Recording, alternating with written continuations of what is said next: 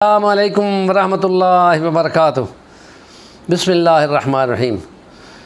اللہ پاک نے اپنے کلام مجید میں مسلمان کی معاشرت کی زندگی، یہ معاشرت، یہ سیاست، یہ ثقافت، یہ کلچر، یہ معیشت، بھرپور زندگی جس کو کہتے ہیں، جو غاروں سے نکل کے شہروں میں آباد ہوتی ہے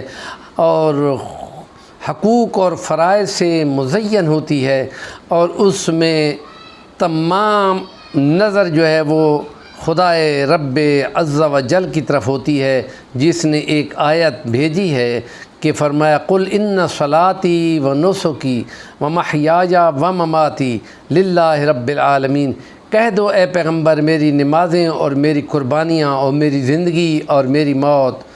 سب کی سب اللہ رب العالمین کے لیے ہے، اور اس جستجو میں وہ اپنی عبادات بھی کرتا ہے، استغفار بھی کرتا ہے۔ آج ہم ایک بخاری شریف کی لائے ہیں، شداد بن اوس کی روایت ہے کہ نبی کریم صلی اللہ علیہ وسلم نے فرمایا کہ یہ سید الاستغفار ہے کہ جو شخص اس کو صبح پڑھ لیتا ہے، صبح کی نماز کے بعد پڑھ لیتا ہے، اور شام سے پہلے وہ فوت ہو جاتا ہے تو سیدھے جنت میں جائے گا، اور اگر وہ شام کو پڑھتا ہے کہ صبح کی نماز ہونے سے پہلے فوت ہو جاتا ہے تو وہ سیدھا جنت میں جائے گا۔ اور اس استغفار میں، سید الاستغفار میں، بندے کا اللہ پاک کی عظمت کا اقرار ہے، اپنے گناہوں کا اعتراف ہے، خدا کی نعمتوں کا استحضار ہے، اور توبہ کرنے کی ترغیب ہے، اور صبح شام اس کا استغفار کو کرنا کہ کیا پتہ زندگی کا وہ دھاگا کھینچ لیا جائے، یا وہ وقت جس کے کسی کو بھی علم نہیں ہے کہ یہ زندگی بالکل مستعار ہے، یہ عملوں کے بدلے میں گروی رکھی ہوئی ہے۔ تو یہ بہت بڑا عمل ہے جس کے ذریعے سے اگر خدا پاک کی جنت بندے کو حاصل ہو جائے تو بہت بڑی فضیلت والی بات ہے۔ اور اس کو ہم دیکھتے ہیں کہ کیسے نبی پاک نے جامع الفاظ میں اس حدیث کو بیان کیا ہے۔ فرمایا اللہم انت ربی لا الہ الا انت خلقتنی وانا عبدک وانا علی عہدک ووعدک ما استطعت اعوذ بک من شر ما صنعت ابوء لک بنعمتک علی وابوء بذنبی فاغفر لی فانہ لا یغفر الذنوب الا انت۔ بے شک تو ہی ہے بخشنے والا، تیرے سوا کوئی بخش نہیں سکتا، اور میں تیری بخشش کی طرف لوٹتا ہوں، اور میں اپنے گناہوں کا اعتراف کرتا ہوں، اور جو تیری نعمتیں ہیں اس کا بھی میں ابوء لک، میں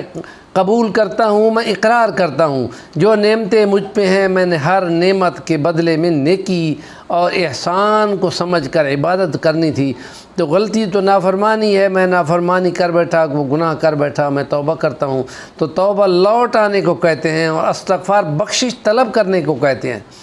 تو گویا وہ اپنے عمل سے پھر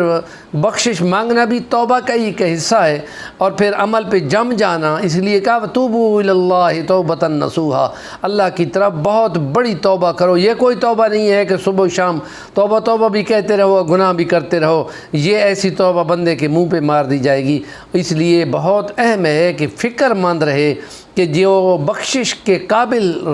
ہونے ہیں بندہ اپنا نام ان میں لکھا لے، اور خدا کی کسی سزا اور سرزنش میں سے بچ جائے۔ اور اس لیے اس میں اقرار بھی ہے، استحضار بھی ہے، اس میں توحید بھی ہے، اس میں اللہ کی نعمتوں کی یاد بھی ہے۔ اس کو یاد کر لیں تمام ہمارے سامعین، حاضرین اور ناظرین ناظرات، جو بھی اس کو پڑھیں، یاد کریں، اور صبح کی نماز پڑھ کر ایک دفعہ پڑھ لیں، اور شام کی نماز یا عصر کی نماز پڑھ کر ایک دفعہ پڑھ لیں، کیونکہ صبح کی نماز کے بعد فرشتے جاتے ہیں